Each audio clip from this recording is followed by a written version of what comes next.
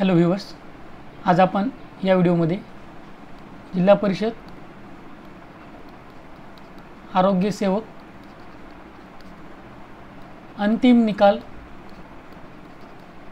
बाबत चर्चा करणार आहोत। असेच महत्त्वाचे व्हिडिओज मिळवण्यासाठी आपल्या चॅनलला सबस्क्राईब करून ठेवा, बेल आयकॉन प्रेस करा, म्हणजे असे महत्त्वाचे व्हिडिओज सर्वात अगोदर तुमच्यापर्यंत पोहोचतील। हे पहा, सरळ सेवा पद भरती 2023, पदाचे नाव आहे आरोग्य सेवक पुरुष। परीक्षा दिनांक 11 जून 2024ला झाली होती। ही अंतिम निवड यादी व प्रतीक्षा यादी आहे। यामध्ये तुमचं जर नाव असेल तर तुमची निवड झालेली आहे, परंतु काही जणांचे वेटिंग कॅटेगरीमध्ये नाव आहे, तर त्यांचं म्हणजे त्यांची फायनल निवड, तर त्यांची निवड ही खूप काही घटकांवर अवलंबून असते। परंतु ज्यांचं प्रतीक्षा वेटिंग कॅटेगरीमध्ये नाव नाही त्यांचं निवड झालेली आहे, तर ही फायनलिस्ट आहे। हे पहा, जिल्हा निवड समिती नागपूर जिल्हा परिषदचा हा निकाल आहे। हे पहा, तुमचं नाव आहे ते पाहू शकता तुम्ही, आहे की नाही ते। इकडे बघा, इथं प्रतीक्षा यादीसुद्धा आहे। इथे जर तुमचं नाव असेल तर तुमची निवड खात्रीने होईल की नाही सांगता येणार नाही बघा, परंतु तुम्हाला सुद्धा संधी आहे, चान्स आहे। हे पहा, इथे काही टिप दिलेले आहेत, त्या तुम्ही टिप वाचू शकता। एवढ्या काय महत्त्वाच्या नाहीत, पण तुम्हाला लागू होत असेल तर तुम्ही वाचू शकता। या PDF ची लिंक तुम्हाला माहीतच आहे कुठे मिळणार आहे, तर खाली डिस्क्रिप्शन बॉक्समध्ये मिळणार आहे।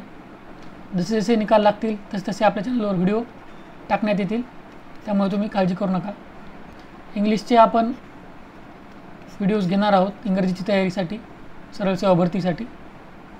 एकदा राज्यसेवा झाली 25 ऑगस्टला किंवा थोडी पुढे गेली समजा, एकदा राज्यसेवा झाली की मग मला वेळ मिळेल इंग्रजीचे व्हिडिओ बनवण्यासाठी। सरळ सेवा भरतीमध्ये इंग्रजी हा विषय खूप मोठा रोल प्ले करतो आणि खूप जणांना तो विषय अवघड जातो। मग आपण काय करूया, आपल्या चॅनलवर इंग्लिशमध्ये जे मेन कंपोनंट असतो तो म्हणजे व्होकॅब्युलरी, शब्द। तर ते रोज 10 शब्द घेऊया, म्हणजे तुमची व्होकॅब्युलरी बिल्ड होत जाईल, म्हणजे तुम्हाला शब्द कळत जातील।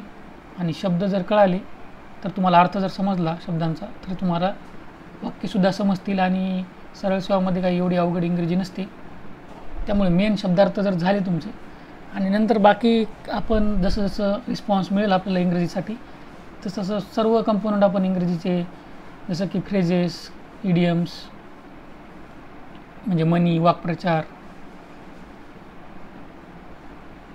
आणि अजून काही घटक असतील ती सुद्धा आपण आपल्या चॅनलवर टाकूया। अपडेट्स तर तुम्हाला रेग्युलरली मिळत राहणार। तर आशा करतो या व्हिडिओमध्ये तुम्हाला फायदा होईल। All the best, thank you.